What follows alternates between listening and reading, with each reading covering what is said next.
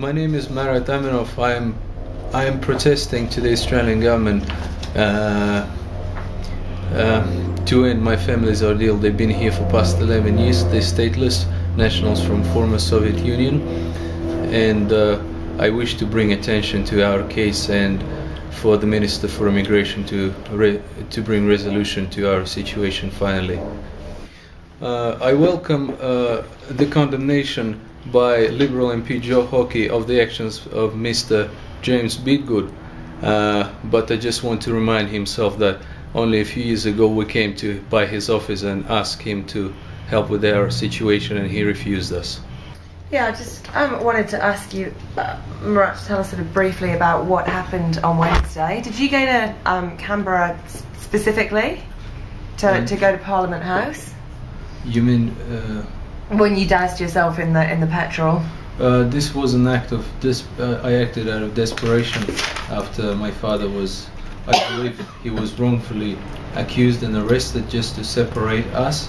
When sorry, I don't know about the arrest. Could you just tell us about when I that? was at the hospital after I attempted to get attention of the Minister for Immigration when I jumped into the Parliament. I saw my mother collapse, and I saw my mother collapse. The last moment I changed my mind, because I thought, you know, they would suffer irrecoverable loss if I was to do, you know,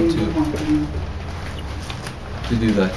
And for a fraction of a second, but when I woke up, I hit with the face. I hit one of the poles, one of the guards. When the security were trying to subdue me, I hit the pole with the face, and I blacked out for a second. And that was on Monday? Yes. And they took you to a psychiatric hospital? Yeah, after they took me out to the I remember the ambulance. The ambulance came, they took him to hospital, they checked him, and then they put him for psychiatric check.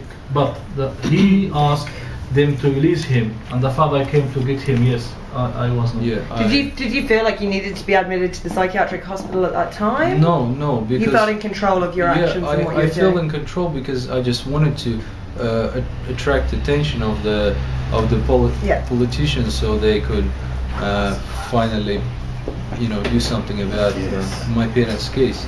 And on that day, my father arrived, and we just wanted to go home, and doctors refused to let me go. They put an order on me. My father got upset, and upon the exit of the hospital, he was arrested, which I believe he was wrongfully accused of. Did he get very angry in the hospital? Yeah, he got very angry because they did not let me go. But he did not hurt anybody, and he was wrongfully accused of. Was he shouting at the doctors and the nurses?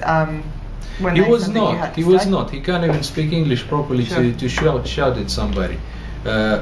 As he came out of the hospital, he was arrested, and the other day I found out he was treated badly because he was driven in the police car around. They undressed him, put him in the police car, put the air conditioning full blast, you know, so he would freeze in the back of the police car.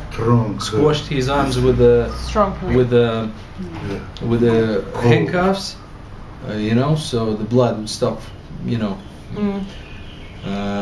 That was initially when he was taken to the hospital, and out of desperation, my mom next day she told me that he slashed his wrist. That made me feel very bad. I was very distressed, and that's why.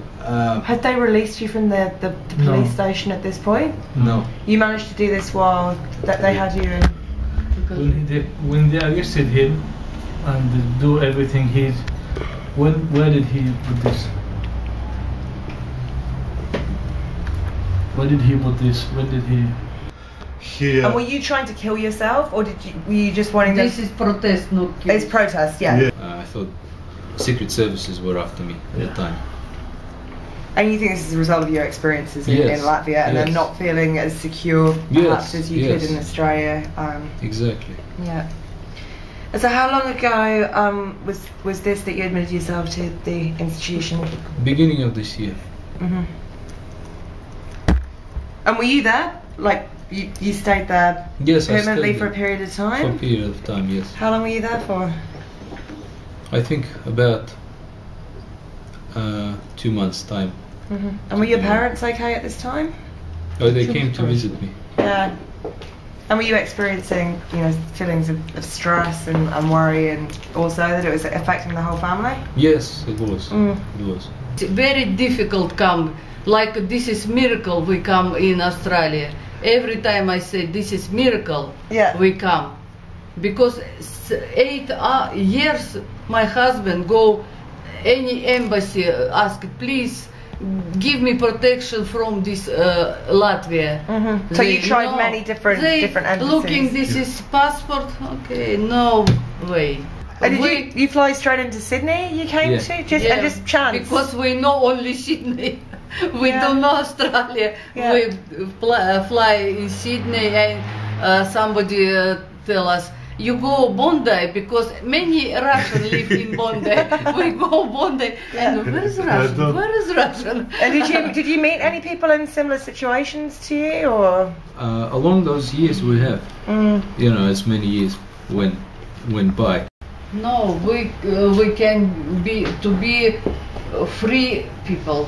Do you regret doing this? Do you think you took it too far, or do you think this is what you needed to do to show how desperate the situation has become for you and your family? To be honest, I feel very confused at this moment in my mind. I don't know whether I did was too much or not enough. Yeah. You know, yesterday in the hospital I thought maybe I should have done it because, you know, maybe that would have achieved something, but then I think my parents would not have benefited